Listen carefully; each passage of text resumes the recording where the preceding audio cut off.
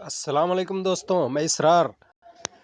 आपके बच्चे का नाम EWS और DG कोटा के तहत निकला या नहीं निकला, आप बहुत परेशान होंगे इसको चेक करने के लिए। तो आपको मैं आज अभी बताने जा रहा हूं कि आप कैसे इसको चेक करेंगे।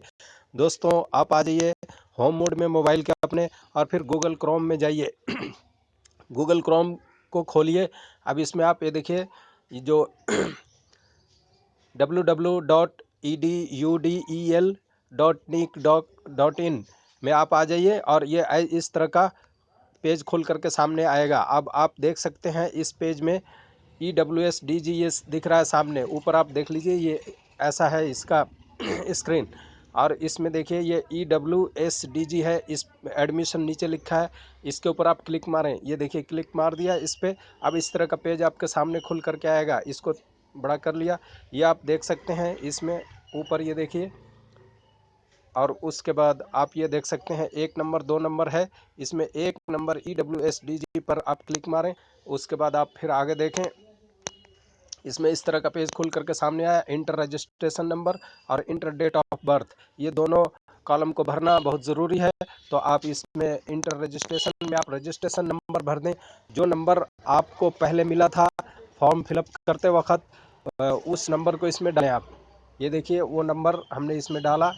और उसके बाद दूसरे खाने में इंटर डेट ऑफ बर्थ में बच्चे का जो डेट ऑफ बर्थ है उसको आप डालें।